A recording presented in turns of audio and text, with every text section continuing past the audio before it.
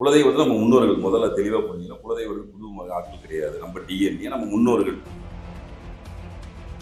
யார் நமக்கான குலதெய்வம், எதை நம்ம ரெகுலராக வணங்கணும், என்னென்ன மாதிரி வழிபாட்டு முறையை பண்ணணும் அப்படின்னு நீங்க தான் கேட்டு தெரிஞ்சுக்கணும். அதனுடைய பிளஸ்ஸிங் இருந்தால் மட்டும்தான் நீங்க வழக்கமாக கும்பிட்ற தெய்வம் உங்களுக்கு அருள் பலை. பொதுவா இந்த ஒரு வழிபாடு மிகச்சிறந்தது அப்படின்னா உங்களோட பார்வை இல்ல, குலதெய்வத்துக்கு பொது வழிபாடே கிடையாது. குலதெய்வ சம்பந்தப்பட்ட விஷயத்தை நீங்க இன்னொரு ஷேர் பண்ண வேண்டிய விஷயங்கள் இல்லை. அது உங்க வம்சாவளி சம்பந்தப்பட்ட விஷயம். அது உங்களுக்குள்ளே தான் பரிமாறிக்கணும். அது வெளியே போய் பொது சொத்தாக்கான விஷயம் அது இல்லை.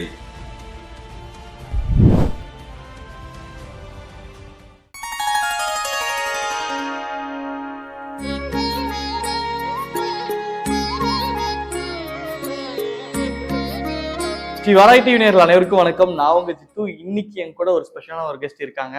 பாலாறு சுவாமிகள் சார் இருக்காரு. வணக்கம். வணக்கம். எப்படிங்க இருக்கீங்க? மகிழ்ச்சி உங்களை சந்திச்சதுல. ரொம்ப நாளா நான் நினைச்சிட்டு இருந்தேன் உங்களை பேட்டி எடுக்கணும்னு. இன்னைக்கு நடந்ததுல மகிழ்ச்சி. ஸோ நிறைய பேர் நிறைய இஷ்ட தெய்வங்களை வழிபட்டு இருக்காங்க. நம்ம 1000 கடவுளை வழிபட்டாலும் நம்ம குலதெய்வத்தை மட்டும் விட்டுறக்கூடாது அப்படின்றதுல ரொம்ப குறிப்பா இருக்கணும், கவனமா இருக்கணும். நிறைய பேர் சொல்றதை நம்ம கேட்டிருக்கோம். ஸோ குலதெய்வ வழிபாடு பத்தியும், குலதெய்வம்னு தெரியாதவங்களும் இருப்பாங்கல்ல, அவங்க எப்படி தெரிஞ்சுக்கிறத பத்தியும் சொல்லலாமா? குலதெய்வம் எல்லா தெய்வத்தோட முதன்மையான ஒரு தெய்வம். நமது குலத்தை காக்கக்கூடிய தெய்வம், நமது வம்சத்தை காக்கக்கூடிய தெய்வம். குலதெய்வன்றது முதல்ல நம்ம முன்னோர்கள் நம்ம புரிஞ்சுக்கணும். அது புதுசாக உருவான ஒரு விஷயம் கிடையாது. நமது முன்னோர்கள் புண்ணிய ஆத்மாக்களாக மாறி அவங்களுக்கான ஒரு பொறுப்புகளை இறைவன் கொடுப்பார். இந்தந்த மக்களை நீங்கள் பாதுகாக்கிறதுக்கு நீங்கள் தான் பொறுப்பாளி அப்படின்னு எப்படி நம்மளோட ஒரு ஆஃபீஸில் ஒரு ஸ்டெப் பை ஸ்டெப்பாக ஒரு விதிமுறைகள் பாதுகாக்கிறதோ அது மாதிரி குலதெய்வத்தில் நம்ம முன்னோர்கள் முதல்ல தெளிவாக புரிஞ்சுக்கணும். குலதெய்வர்கள் புது ஆட்கள் கிடையாது. நம்ம டிஎன்ஏ நம்ம முன்னோர்கள். அவங்க அந்த இறைத்தன்மையோடு அந்த புண்ணிய ஆத்மாக்களை மாறி அவங்களுக்கு அந்த இறைவன் அந்த வரத்தை கொடுத்துட்றாரு. ஐயா, நீங்கள் இந்த சமூகத்தை நீங்கள் பாதுகாத்துங்க, நீங்கள் தான் பொறுப்பாளி அப்படின்னு. குலதெய்வம் உண்டு, எல்லை தெய்வம் உண்டு, எப்படி சொல்லுவாங்க, காவல் தெய்வம் உண்டு. நிறைய தெய்வ வழிபாடுகள், சிறு தெய்வ பெருமை தெய்வ வழிபாடு உண்டு. நம்ம பல பேட்டியில் சொல்லியிருப்போம், பெருந்தெய்வங்கள் எப்பவுமே குலதெய்வம் வரதுக்கு வாய்ப்புகள் குறைவு. ஒவ்வொரு கேட்டகரியிலும் உண்டு. ஒவ்வொரு விதமான கலாச்சார வழிபாட்டு முறை உண்டு. சைவம் உண்டு, அசைவம் உண்டு. ஒரு குடும்பத்தில் 4 குலதெய்வம் உண்டு, 3 குலதெய்வம் உண்டு. அப்படி குலதெய்வன்றது மிகப்பெரிய ஒரு விஷயம். குலதெய்வம் இல்லாமல் இஷ்ட தெய்வத்தினாலும் உங்களுக்கு கண்டிப்பாக கிடைக்கிறதுக்கு வாய்ப்புகளே இல்லை. அது ரொம்ப தெளிவாக இருங்க. நீங்கள் எந்த தெய்வத்தை வழிபட்டாலும், இஷ்ட தெய்வமாக விருப்ப வழிபட்டாலும் கூட குலதெய்வத்தோட அனுகிரகம் இருக்கும்போது தான் நீங்கள் சொல்லுகிற வேண்டுதல்கள் இறைவன்கிட்ட போய் சேர்ந்து அந்த விஷயம் ஈடேறும். அதனால் உங்களுக்கு பிரதான தெய்வம்ன்றது குலதெய்வம். குலதெய்வம்ன்றது யாருன்னா உங்களோட முன்னோர்கள். அப்போ முன்னோர்கள் வழிபாடு எல்லா சமூகத்திலும் எல்லா சமயத்திலுமே வேற வேற பேர்ல இருக்கிறது இல்லாமல் இருக்கிறது வாய்ப்புகள் இல்லை. நமது கலாச்சார பண்பாட்டில் முதன்மையான வழிபாடு, முதல் வழிபாடுன்றது குலதெய்வம் மட்டுமேன்றதை எல்லாருமே தெளிவாக புரிஞ்சுக்கணும். இப்போ வெளிநாடுகள்ல இருக்காங்க, வெளியூர்ல இருக்கவங்க அப்படியே போக அவங்க எல்லாம் அவங்களோடதே மறந்துடுறாங்க. ஸோ இதுதான் நம்மளோட குலதெய்வம்னு தெரியாதவங்களுக்கு எப்படி மறக்க கூடாது. குலதெய்வத்தை மறக்கக்கூடிய விஷயம் குலதெய்வம் கிடையாது. இல்ல இல்ல அது ரொம்ப தெளிவாக இருக்கணும். அப்பா அம்மாவை கேட்கணும். கேட்டு தெரிஞ்சுங்க, நம்ம யார் குலதெய்வமாக கும்பிட்டோம், எந்த ஊரில் கும்பிட்டோம் அப்படின்னு தெரிஞ்சுங்க. தெரியலன்னா அதை கண்டுபிடிக்கலாம். ஜாதக ரீதியாக கண்டுபிடிக்கலாம், பிரசன்னம் மூலியமாக கண்டுபிடிக்கலாம், இறையருள் மூலியமாக கண்டுபிடிக்கலாம். நிறைய வழிமுறைகளுக்கு கண்டுபிடிக்கிறது கொஞ்சம் ரிஸ்க்னா அதுக்கான பிராப்தமும் உங்களுக்கு இருக்கணும். எல்லாருக்கும் எல்லாம் இங்கே அமைஞ்சிடாது. நிச்சயமாக. ஆனால் கண்டிப்பாக நீங்கள் தேடுறதுன்னு உங்கள் பொறுப்பும் கடமையும் கூட. உங்கள் குலதெய்வம்லாம் நிச்சயம் ஏதோ ஒரு வகையில் ட்ரை பண்ணுங்க. நிறைய பேர் ஊரில் குறி சொல்லுவாங்க, அவங்ககிட்ட போய் ட்ரை பண்ணுங்க. அருள்வாக்கு சொல்லுவாங்க, அவங்ககிட்ட போய் ட்ரை பண்ணுங்க. ஜோதிடர்களை போய் தொடர்பு கொள்ளுங்க, பிரசன்னம் பாடு தொடர்பு கொள்ளுங்க. வழிமுறை ஏகப்பட்டது இருக்குது ஆன்மீகத்தில். பட் நீங்க பர்சனல் இன்ட்ரெஸ்ட் எடுத்து செய்யணும். அது உங்க குலத்தை காக்கக்கூடிய தெய்வத்தை நீங்க தான் தேடி கண்டுபிடிக்கணும். ஒரே நாள்ல ஒரு ஜோதிடரை பார்த்து குலதெய்வத்தை கண்டுபிடிச்சிரு அப்படின்னு சொன்னா அதெல்லாம் சாத்தியம் கிடையாது. நிச்சயமா கண்டுபிடிக்க முடியுமானா முடியும். அது ஒரே நாள்ல சாத்தியம் கிடையாது. குலதெய்வம்ன்றது ரொம்ப ரொம்ப முக்கியம். ஒரு 1-10 முறை முயற்சி பண்ணுங்க.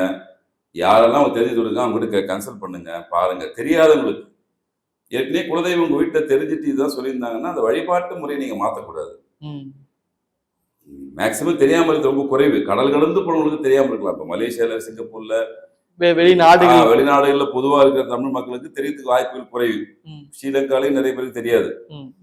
அது புலம்பெயர்ந்து வாழக்கூடிய விஷயங்கள், நம்ம கடல் கடந்து பயணம் போகும்போது ஏற்பட்ட விஷயங்கள், அது வேற. பட் உள்ளூர்ல நம்ம தமிழ்நாட்டு மக்கள் இருக்கும்போது கண்டிப்பாக உண்டு. இது எல்லா விஷயத்தையும் மதத்திலையும் உண்டு. இந்த ஒரு மதத்தை மட்டும் தான் கிடையாது. முன்னோர்கள் வழிபாடு எல்லாத்தையுமே உண்டு. நம்ம முன்னோர்கள் வழிபாடு குலதெய்வ வழிபாடு சொல்றோம். எவ்வளவுதான். ஒவ்வொருத்தருக்கும் ஒரு பேர் உண்டு. அதாவது நிச்சயமா உங்க அப்பா அம்மாவை கேளுங்க, உங்க சொந்த பந்தத்தை கேளுங்க. யார் நமக்கான குலதெய்வம், எதை நம்ம ரெகுலரா வணங்கணும், என்னென்ன மாதிரி வழிபாட்டு முறையை பண்ணணும் அப்படின்னு நீங்க தான் கேட்டு தெரிஞ்சுக்கணும். குலதெய்வம் அருள் இருந்தால் தான் எல்லா விஷயமே நடக்கும். இல்லைன்னா எது நடக்கிறதுக்கு வாய்ப்புகள் குறைஞ்சிடும். பிரச்சனை என்னன்னா அதனுடைய பிளஸ்ஸிங் இருந்தா மட்டும்தான் நீங்க வழக்கமா கும்பிடுற தெய்வம் உங்களுக்கு அருள் பலிக்கும். நிச்சயமா, நிச்சயமா. இல்லைன்னா நீங்க தொடர்ச்சியா நிறைய பூஜை புரஸ்காரம் பண்ணி நிறைய வழிபாட்டு முறையை மேற்கொண்டாலும் கூட இந்த குலதெய்வ பிளஸ்ஸிங் இல்லைன்னா அது உங்களுக்கு பரிபூர்ணமா கிடைக்கிற வாய்ப்புகள் மிக மிக குறைவு. குறைவு. இப்போ ஒவ்வொருத்தரும் ஒவ்வொரு விதமான வழிபாடுகள் எடுத்துப்பாங்க.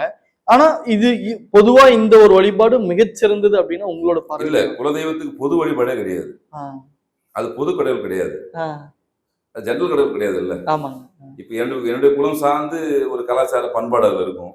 உங்க குலம் சார்ந்து ஒரு பண்பாடு கலாச்சாரம் இருக்கும். நிச்சயமா. இதுல பொது வழிபாடு குலதெய்வத்துக்கு எந்த சொல்லி யாருக்கு இருக்கு வாய்ப்புகளே கிடையவே கிடையாது. கண்டிப்பா. வராது. அது வரதுக்கு வாய்ப்புகள் இல்ல. ஆண் தெய்வமாக இருந்தா அமாவாசை போய் வழிபடணும், பெண் தெய்வமா இருந்தா பௌர்ணமி போய் வழிபடணும். இதுதான் ஜென்ரலா.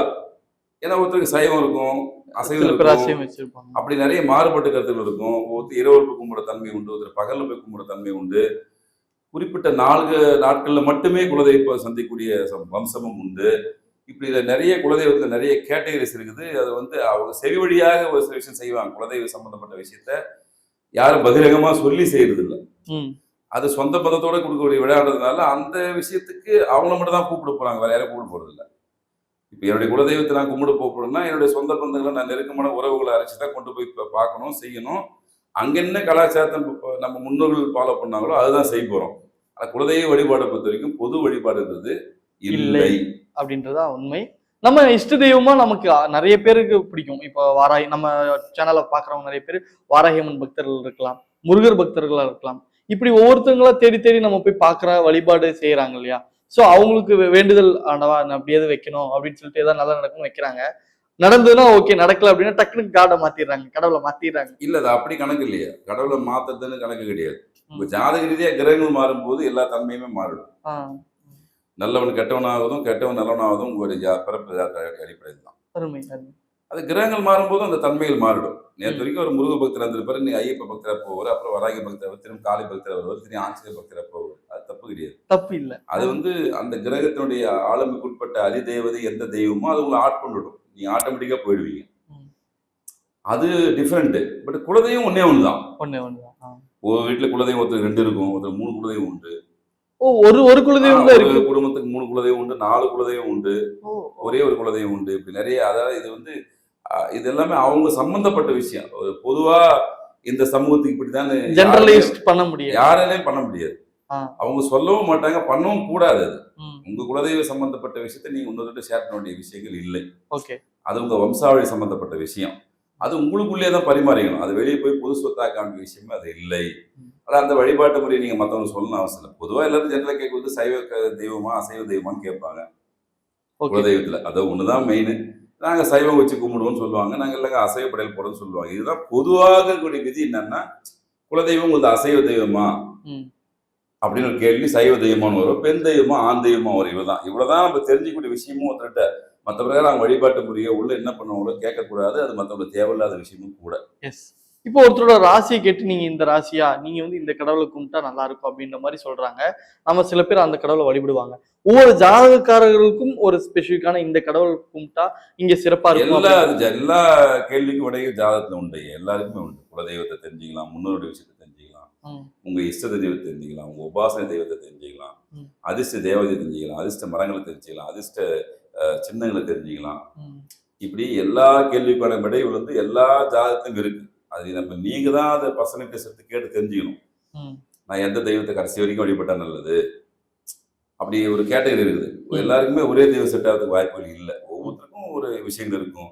இதுல தெய்வ நம்பிக்கை இல்லாம வாழக்கூடிய நபர்களும் இருப்பாங்க. பட் அவங்களுக்கு தெய்வம் அனுகிரகம் பண்ணாம போயிடுமா, அவங்களுக்கும் அனுகிரகம் பண்ணும். ஏன்னா அவங்க இந்த பிறவில தெய்வத்தை நிந்தனை செய்யணும் தான் அவனுடைய விதி இருக்கும். நிச்சயமா அவன் தெய்வத்தை திட்டினே தான் இருப்பான் 24 மணி நேரம்னா, அது அவனுடைய விதி. அதை நம்ம ஒன்றும் சொல்ல முடியாது. அப்படியும் ஒரு விஷயத்தை இறைவன் படைச்சிருப்பாரு. அவன் ஒரு சில கர்மாவை இது மூலியமா கழிக்கணும்னு சொல்லிட்டு இருக்கும்போது அந்த கர்மவனையை அப்படி திட்ட வச்சு கழிப்பாரு. அது வந்து நம்ம போக வேண்டிய அவசியம் இல்லை. எதுவாக இருந்தாலும் எந்த இஷ்ட தெய்வத்தை நீங்க வழிபட்டாலும் கூட அதுக்கு முதன்மையான தெய்வம் குல தெய்வம் தான். நிச்சயமா நீங்க எல்லா தெய்வத்துக்குமே எல்லா தெய்வம் காவல் தெய்வம் உண்டு. தெய்வத்துக்கே எல்லா தெய்வம் காவல் தெய்வம் உண்டு. அப்போ சராசரி மனித குலத்துக்கும் அவர் ஒரு ரெப்ரசன்டேட்டிவ் என்ன பண்ணிருக்காரு, குலதெய்வத்தை நியமிச்சு வச்சிருக்காரு. அப்ப நீங்க குலதெய்வத்தை பிடிச்சி மற்ற டிராவல் பண்ணும்போது உங்களுக்கு வெற்றி கிடைக்கும். நீங்க குலதெய்வத்தை மறந்துட்டு இல்ல நான் முருகரை கும்பிடுறேன், நான் காளியை கும்பிடுறேன், நான் வராயை கும்பிடுறேன், ரொம்ப அழுத்தமா கும்பிடுறனாலும் அதுல பலன் கிடைக்கிறதுக்கான வாய்ப்புகள் குறைவு. அதுதான் இங்க முக்கியமான விஷயம். நிச்சயமா. இவ்வளவு நேரம் எங்களுக்காக தெளிவான விளக்கம் கொடுத்ததுக்கு நன்றி. நன்றி நன்றி.